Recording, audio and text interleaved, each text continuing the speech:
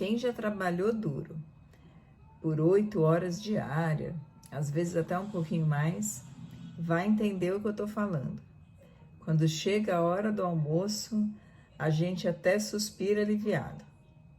Os empregados têm necessidade de períodos de descanso dentro da sua jornada de trabalho. Durante um dia de trabalho, é necessário que o empregado possa descansar, se alimentar, tomar um café. Esse intervalo, que acontece dentro de cada jornada de trabalho, é chamado de intervalo intra-jornada. Intervalo intra-jornada, dentro de uma determinada jornada de trabalho. É a famosa pausa para o café, é o horário do almoço, é a hora do lanche, enfim. Os intervalos intra-jornada, eles têm previsão lá no artigo 71 da CLT. Se você pegar o artigo 71 da CLT para dar uma olhadinha, você vai perceber que ele estabelece períodos diferentes de intervalo intra-jornada. Isso acontece por um motivo que parece um pouco óbvio. A depender do tamanho da jornada, a depender de quanto tempo aquela pessoa está e vai ficar trabalhando, maior é a sua necessidade e a duração do período que ela precisa descansar. A gente não pode comparar alguém que trabalha 3 horas por dia com alguém que trabalha 8 horas por dia ou mais. Parece claro, então, que quem trabalha 3 horas por dia tem um desgaste muito menor e por isso não precisa de pausas no trabalho para conseguir se manter saudável, tomar café, comer. Agora, quem trabalha 8 horas por dia, alguém que trabalha num turno de 12 horas por dia, tem um desgaste muito maior e a lei, entendendo isso e considerando essa circunstância, concede para esses empregados um intervalo também maior. O intervalo intra-jornada tem, de acordo com o artigo 71, alguns tempos padronizados. Para as jornadas que vão até 4 horas por dia, a lei não prevê a concessão de intervalo. Então, se alguém trabalha o que a gente chama de meio período, 4 horas por dia, não precisa, a empresa não precisa se preocupar em conceder intervalo para essas pessoas, intervalo intra-jornada. Agora, quem trabalha de 4 a 6 horas por dia, já tem a proteção legal no que diz respeito ao intervalo. Essas pessoas têm um intervalo mínimo, ou devem ter um intervalo mínimo de 15 minutos na sua jornada de trabalho.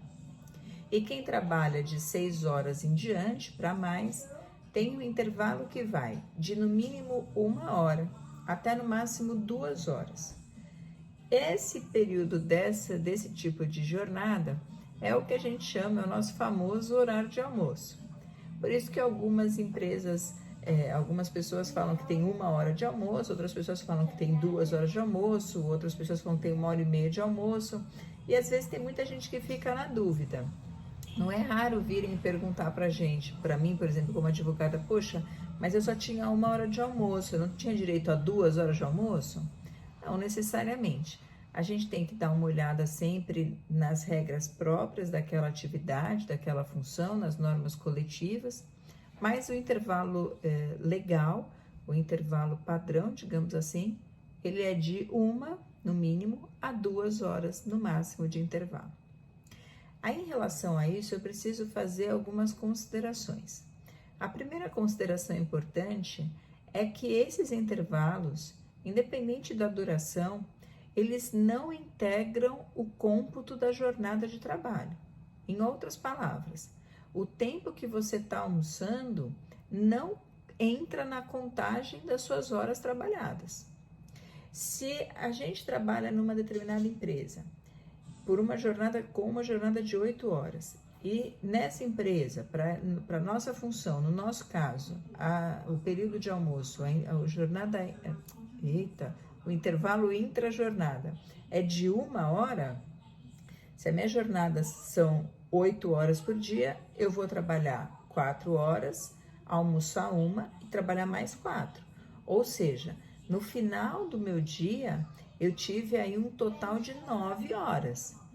Mesmo se eu trabalhar, almoçar no prédio que a minha empresa tá, mesmo se a empresa tiver um refeitório, mesmo se eu pedir um disque, se você tem um horário pré-determinado de almoço e de fato aquele horário é respeitado, ainda que seja num refeitório da fábrica, por exemplo, ainda que você leve marmita e coma dentro da empresa, aquela 1 hora que você para, ainda que esteja dentro da empresa, desde que efetivamente que o seu patrão não esteja pedindo para você trabalhar, né? Desde que você efetivamente tenha esse tempo livre, aquele tempo não é computado na jornada de trabalho.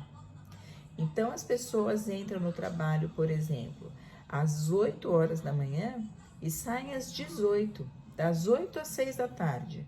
E pensam, nossa, eu tenho que trabalhar 8 horas por dia, mas se eu contar, dá muito mais do que 8. Dá muito mais do que 8, porque provavelmente essas 2 horas que estão extrapolando aí as 8 horas diárias são horas de intervalo.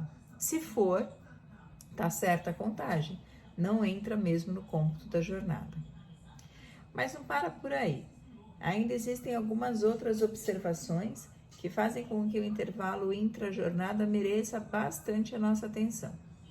Uma delas é em relação especialmente ao intervalo maior, concedido para jornadas acima de 6 horas diárias.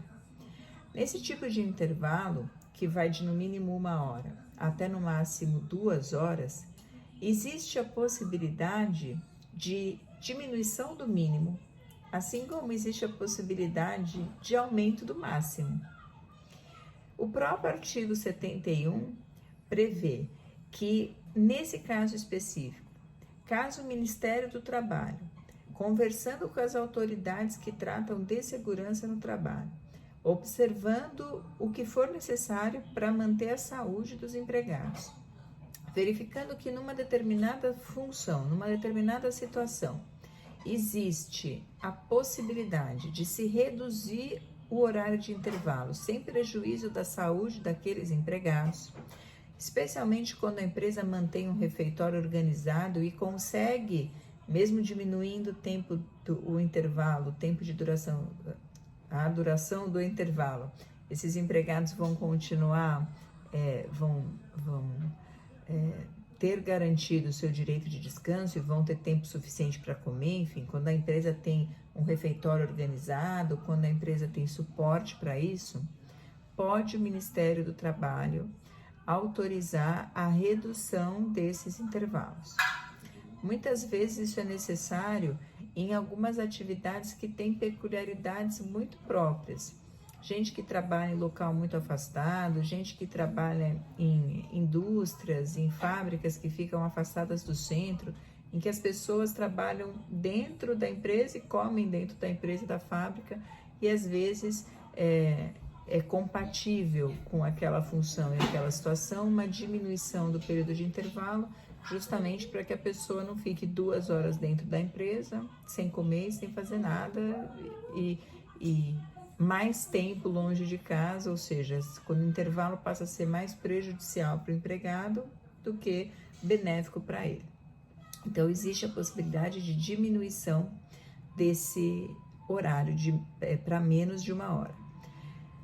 Aí, além dessa possível diminuição, que está no 71 da CLT e que ela é mais rigorosa, digamos assim, né, que a gente precisa observar uma formalidade maior, o artigo 611A,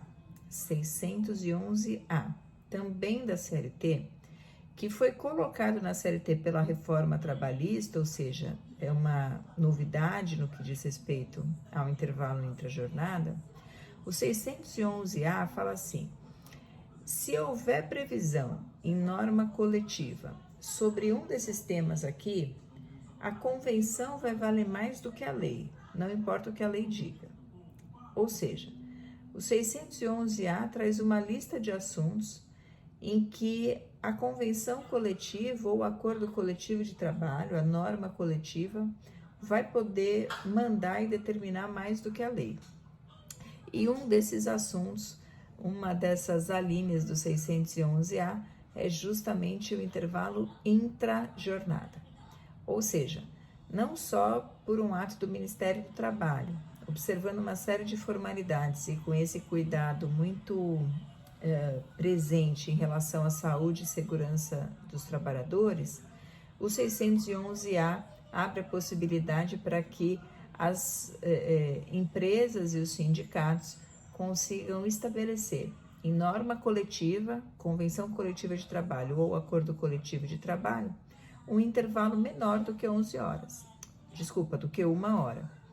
Então, o 611 abre a possibilidade de redução para menos de 1 hora desse intervalo intra-jornada aí.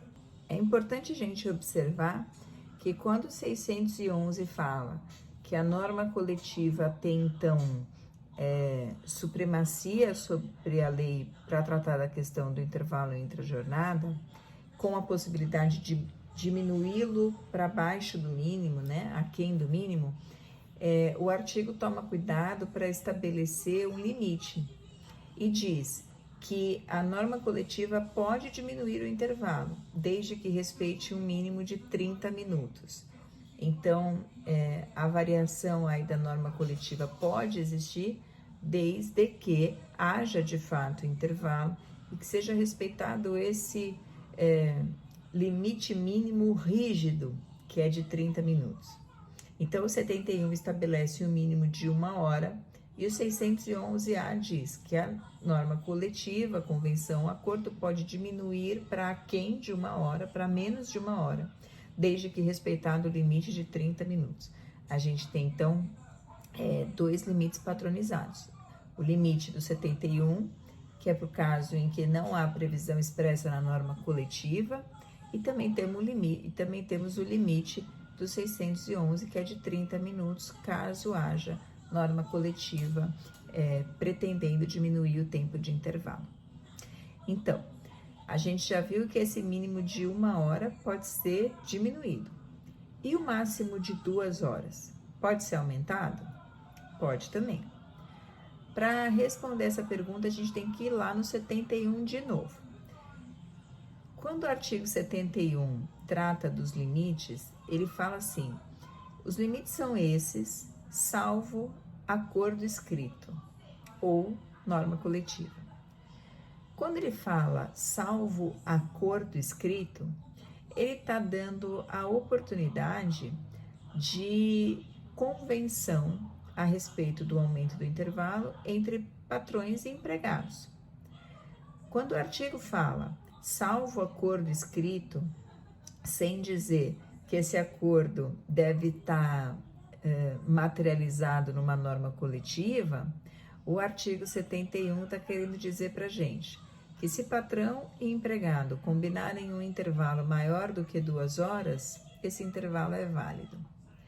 Tem muito empregador que vê sentido nisso, que vê utilidade para essa norma, quando, por exemplo, o serviço que ele presta é fracionado no tempo. Existem restaurantes, por exemplo, que funcionam no horário da manhã, fecham e funcionam de novo só no horário da janta. Então, funciona no almoço, fica fechado em determinado período da tarde e só reabre de novo para o horário do jantar. Para esse tipo de empresa, com essa prestação de serviço fracionada, em que a atividade funciona e deixa de funcionar em períodos distintos, pode valer a pena o estabelecimento, a convenção com os empregados de um intervalo maior. O empregado, por exemplo, trabalha no horário do almoço, fica na casa dele descansando com um intervalo de, vamos dizer, 4 horas e volta depois para trabalhar, para fazer o horário da janta, o horário em que o restaurante volta a abrir. Então, apesar da gente achar que é improvável, né, que uma empresa conceda um intervalo maior do que 2 horas para alguém almoçar, a gente tem que lembrar que esse intervalo não é só de almoço, é um intervalo de descanso também, que a depender da atividade pode ser interessante para o empregador e às vezes até para o empregado, que ao invés de pegar uma jornada longa, corrida, consegue ter períodos maiores de descanso, dá para ir no banco, dá para pegar o filho na escola, enfim, dá para viver um pouco nesse período de descanso aí maior dentro da sua jornada. Pois bem, então a gente já sabe que o limite pode ser diminuído, assim como o limite pode ser aumentado, desde que atendida dessas regras que eu acabei de comentar. Agora, o que acontece se o empregador concede um intervalo maior do que o máximo, sem que tenha um acordo, uma norma coletiva ou um acordo individual escrito a respeito disso? Ou o que acontece se ele concede um intervalo menor do que o legal, também sem que haja suporte jurídico para isso? Vamos começar do primeiro. Sempre que o empregador concede um intervalo maior do que aquele que a lei prevê, vamos usar esse exemplo que eu acabei de falar do restaurante que deu um intervalo de 4 horas no período da tarde para os seus empregados. Se não houver ou norma coletiva ou um acordo individual escrito combinando isso, diz a jurisprudência, a doutrina, que esse período, a mais do que o máximo, vai ser pago como hora extra. Se era uma jornada de 8 horas, tem no máximo 2 horas de intervalo. Se as partes quiserem, empregado e empregador, podem fazer um acordo aumentando para 4. Se esse acordo não existir e o empregador der 4 horas de descanso, as 2 horas que a lei prevê são intervalo mesmo. As outras 2, dadas a mais, sem respaldo jurídico, são pagas como hora extra. Entende a jurisprudência que é como se aquele empregado ficasse à disposição do seu empregador. E é isso que justifica o pagamento como hora suplementar, como horário extraordinário. Então, maior cuidado quando houver a concessão de um período grande. Tem muita empresa que acha que concedendo um período grande de descanso está fazendo um favor para os seus empregados. De fato, pode ser muito interessante para o empregado também. Se for legal para a empresa e legal para o empregado, é só colocar no papel e fazer um acordo. A lei prevê essa possibilidade. O que não pode acontecer é o empregado ficar à disposição da empresa sem ter combinado isso, sem ter feito um acordo escrito sobre isso por um período muito maior do que aquele que normalmente ficaria, do que aquele que a lei prevê que ele fique. Pois bem, já sabemos que se a gente tiver uma situação em que o intervalo for maior do que o máximo, sem respaldo jurídico, o pagamento de tudo que exceder o máximo é feito como se fosse hora extra, ou seja, a hora e pelo menos mais 50% de adicional. Agora, e o que acontece se o patrão der um intervalo menor do que o mínimo, que é o que a gente vê acontecer com mais frequência? A pessoa tem no mínimo 1 hora de almoço, mas quando bate 30 minutos, começa a tocar o telefone dela, deu um problema, tem que subir, vem resolver, larga o almoço e volta para a empresa mais cedo para continuar trabalhando. O que acontece se a pessoa tem o seu intervalo suprimido? Bom, aqui também vale uma florzinha aí nas suas anotações. Vale passar um grifa-texto no que eu vou dizer. O que acontecia antes da reforma é completamente diferente do que acontece agora, depois da reforma trabalhista do final de 2017. A gente tem situações muito corriqueiras de pessoas que têm o seu período de intervalo interrompido. Antes da reforma, ou seja, antes de novembro de 2017, essa questão específica não tinha previsão legal. Mas, em compensação, o TST resolveu isso e criou uma súmula, editou uma súmula que era a súmula 437 do TST, que dizia que sempre que uma pessoa tinha o seu intervalo suprimido, ainda que fosse um pedaço dele, ele receberia o pagamento do intervalo todo como se fosse hora extra. Em outras palavras, essa súmula dizia que se você tem 1 hora de almoço, você está 50 minutos descansando e almoçando, e teve o seu horário de almoço interrompido e precisou voltar para o trabalho, 50 minutos usufruídos e 10 minutos interrompidos.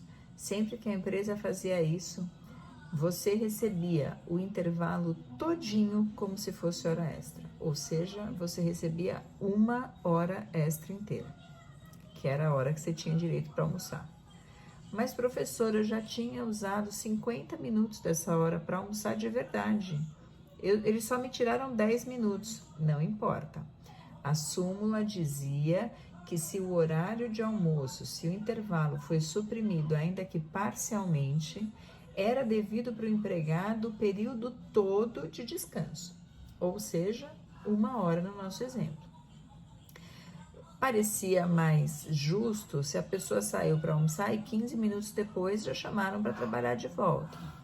Parece um pouco menos justo nesse exemplo que eu dei, mas não era raro a gente ver processos em que por conta de 10 minutos ou menos de interrupção do horário de almoço, do horário para refeição, o empregado ganhava todo o período de descanso, todo o intervalo intra-jornada. Esse era o dispositivo da súmula, e os termos eram muito claros quando diziam que era devido à hora cheia, com um adicional de 50% no mínimo, ou seja, como se hora extra fosse. Antes da reforma trabalhista, além disso, além de receber 1 hora cheia, a jurisprudência compreendia que essa hora que era paga para o empregado como hora extra era pagamento pelo serviço dele. E se era pagamento pelo serviço dele, é remuneração.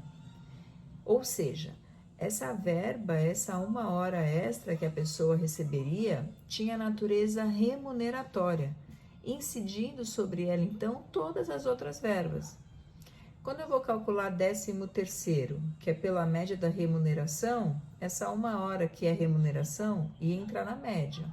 Quando eu fosse calcular férias, quando eu fosse calcular quanto é que a pessoa tem que ganhar de descanso semanal remunerado, quando eu fosse pagar o INSS dela, quando eu fosse pagar o fundo de garantia dela, enfim, tudo que a gente recebe, que é calculado e que tem como base a nossa remuneração, teria impacto por causa do pagamento dessa 1 hora de intervalo que os empregados recebiam no caso de interrupção, de supressão. A verba tinha, então, natureza remuneratória. Com a reforma trabalhista, agora sim, houve uma alteração profunda em relação a isso. O artigo 71 passou a ser expresso. Caso a empresa desrespeite o período, o intervalo intra-jornada, e, por exemplo, ligue para o empregado que está almoçando e não respeite o período de descanso dele antes de terminar essa 1 hora mínima que o empregado tem, a empresa vai pagar, mas vai pagar só o tanto que ela usou do horário de almoço, como se fosse hora extra. Naquele exemplo que eu dei, se a pessoa já está 50 minutos almoçando e tem o seu almoço interrompido, precisa voltar para o trabalho, agora, depois da reforma, ela só vai receber 10 minutos. 10 minutos com adicional de hora extra, como se fosse hora extra. Antigamente recebia a hora cheia, agora só recebe o tanto que faltava para completar 1 hora. Além disso, uma outra mudança gritante, importante, que não pode passar batido, é que agora essa indenização, esse pagamento tem natureza de indenização. Esse pagamento passa a ter natureza indenizatória, não é mais remuneratória. Ou seja, o que eu faço com ela? Boto nas minhas férias e 13º? Não. Vou usar para calcular e para pagar meu INSS? Não. Isso vai estar lá no meu fundo de garantia? Não. Porque isso não é remuneração, não é salário, não é pagamento pelo meu trabalho. É só uma indenização. A mudança que a reforma trouxe, então, foi profunda. E é muito importante a gente ficar atento a essas questões, porque muito provavelmente é essa ruptura de ideias que começa a trazer os problemas que a gente vai ver acontecer de agora em diante. A questão do intervalo, com certeza, vai ser uma questão, já está sendo e vai ser uma questão conturbada, até que todo mundo se acostume com a ideia de que o intervalo pode ser alterado livremente por uma convenção coletiva ou acordo coletivo, desde que respeitados 30 minutos, de que se esse intervalo não for concedido inteiramente, a empresa só vai pagar o tanto que não deu de intervalo e não paga mais o intervalo inteiro, e se pagar, está pagando uma indenização e não mais uma verba remuneratória. A última coisa que eu queria falar sobre intervalo intra-jornada é que existem algumas funções, algumas atividades e profissões que têm especificidades. O Fred queria dar um beijo aí. Que tem especificidades e que demandam mais intervalos. É o caso, por exemplo, de quem trabalha câmara frigorífica, por exemplo. A pessoa que está num ambiente com temperatura, que está num lugar com temperatura ambiente, aí entra na câmara frigorífica congelando, aí sai e vai pegar mais um produto, aí entra na câmara frigorífica. A gente percebe que é uma condição de trabalho que obviamente prejudicial para a saúde daquela pessoa. Essa variação de temperatura tão brusca, tão intensa, repetidas vezes. Bom, eu sou a rainha dos ites respiratórios.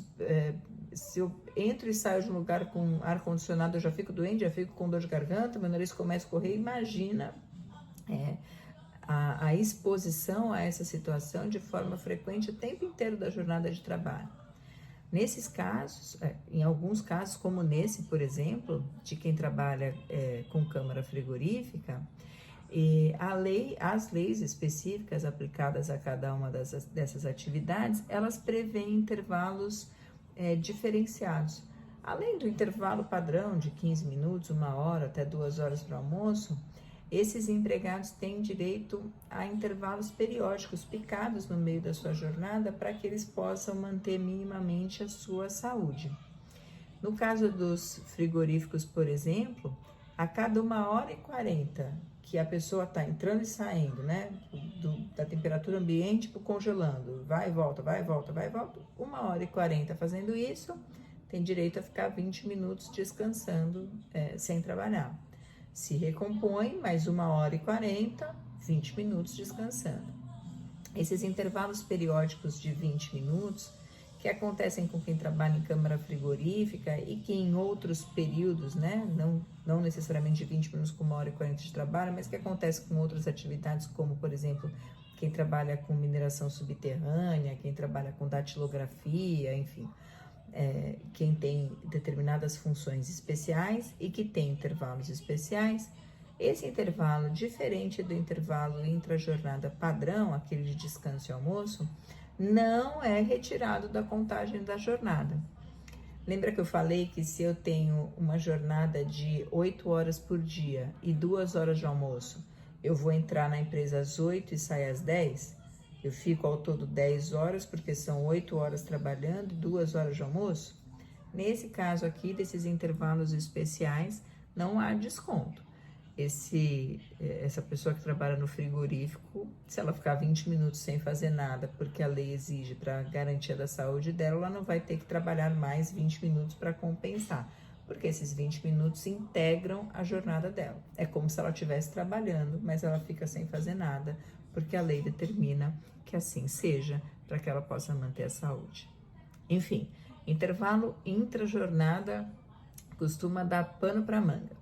É importante que vocês prestem bastante atenção nesse tema, porque além dele ter as diferenças normais dele, né, as diferenças de condição, essa questão dos intervalos especiais, os horários diferentes para cada tipo de jornada e por aí vai, a gente também viu uma série de mudanças trazidas pela reforma. Então, não pode bobear com esse assunto aqui, tá bom?